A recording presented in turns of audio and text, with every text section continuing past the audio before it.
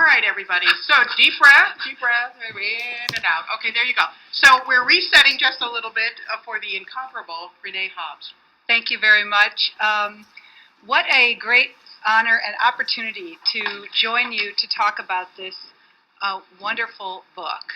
I'm going to talk about 5 ways of thinking about Neil that this book elucidates. The personal, the interdisciplinary, the teacher, the field builder, and the protectionist. So I think Susan's got it spot on when she started and said, this book is an act of love. That is so right. And the book absolutely captures the ineffable qualities of Neil's charisma, his intellectual curiosity, his great synthetic mind. And the book also captures the way in which Neil made you feel like the most important person he had ever met. Raise your hand if you have felt this feeling. Yeah. I will tell my story, because when else am I going to get to tell this story?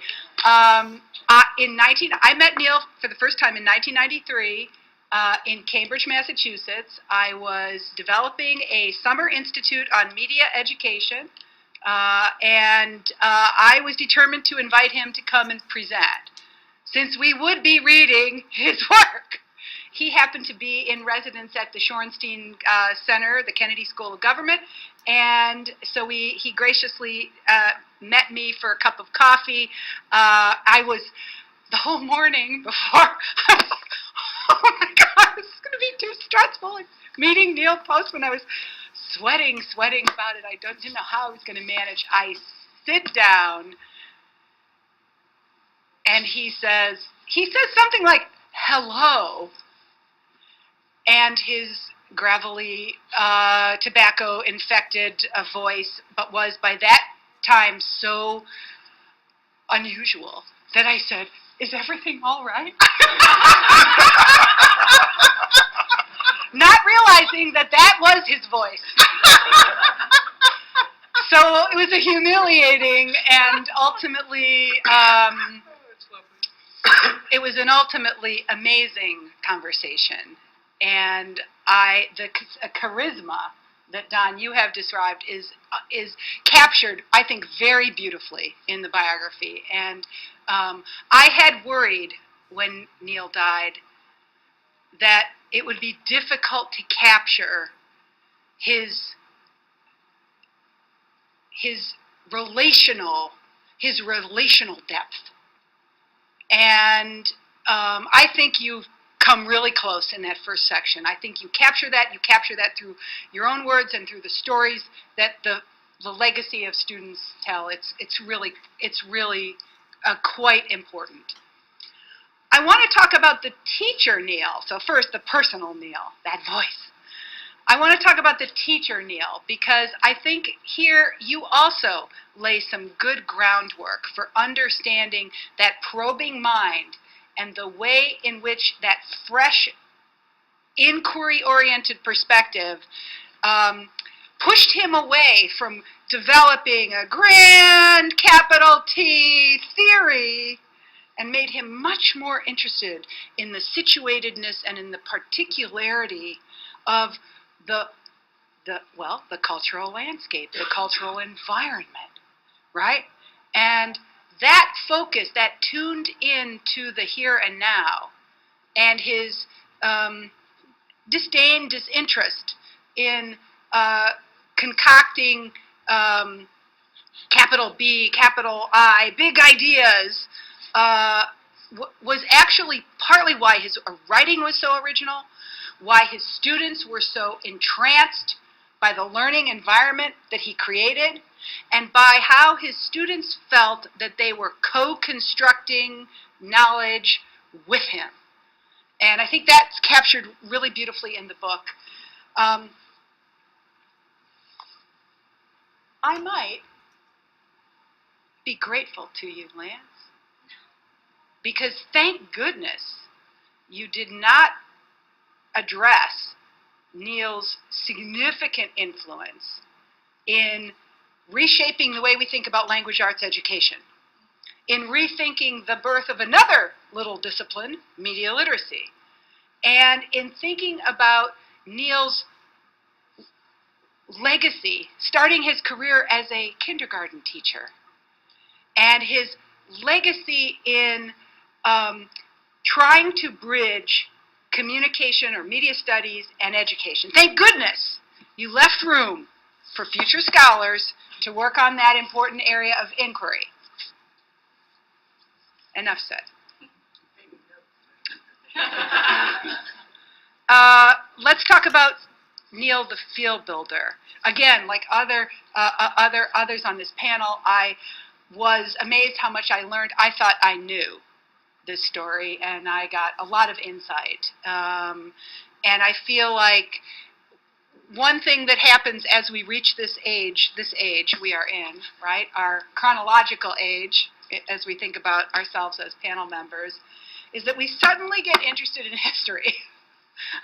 And the closer we get to our own mortality, the more we want to make sure we say, hey, we did something, we pushed something, we tried something, we made a tiny bit of progress, or maybe we didn't. And I think only you could have written this first beautiful history. And I think, again, I think there's room for other scholars to more deeply understand it. I, for instance, felt like the connection to general semantics is something that other scholars have written about, and that clearly has some deep threads that could be drawn. But I feel like the field, Neil's building of the field of media ecology is a major contribution to scholarship, and I think you capture that really, really, really well. I guess next I will talk about the interdisciplinary Neil.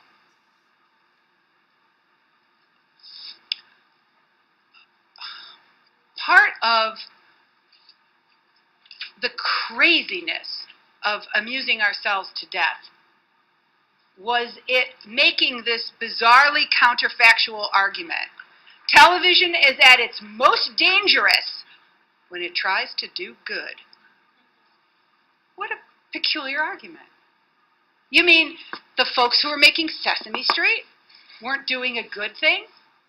You mean the folks who were trying to bring news and information to the citizens so they could make decisions in a democracy, that's not a good thing?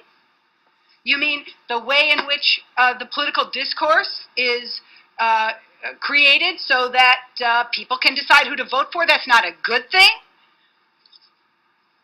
You mean, speaking of issues of faith and values and one's moral and ethical place in the universe, television entering into that arena is bad? The incredibly elegant conceit of Neil's book, and the reason why it has had the lasting impact on the field, is that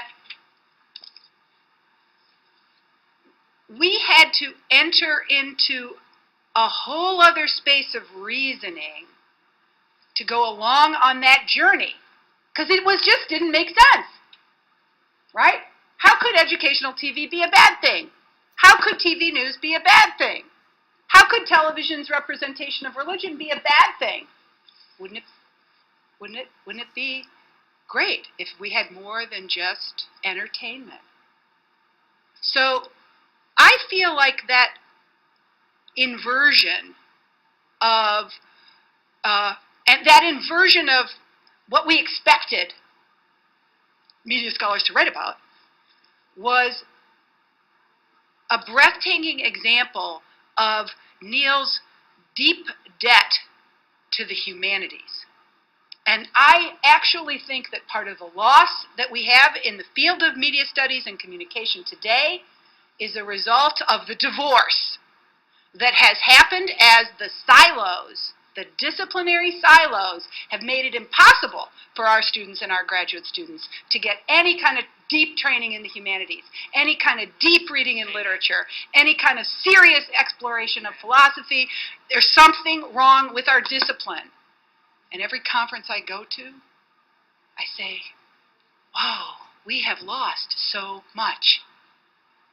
The ferment in the field of our generation yielded a communication and media discipline that is pathetically disconnected from the important issues of our day because we are not using an interdisciplinary perspective. Neil's giant legacy was to stitch together a deep, his deep curiosity and his deep love of the humanities with his incredible organic pedagogy, his implicit, not always explicit, his implicit educational philosophy, and his being right in the present moment when it comes to media and technology.